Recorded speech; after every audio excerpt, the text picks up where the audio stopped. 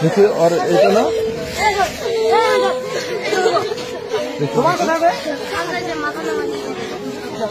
এগুলোতে ভালো করে কি করছে দেখো বাচ্চাগুলোকে ডাইরেক্ট আক্রমণ কোথায় রাস্তায় হ্যাঁ রাস্তায় ধরছি হ্যাঁ আমরা কিছু করি না ওখানে গেছি ওখানে ধরছে শাশুড় বউ সব যা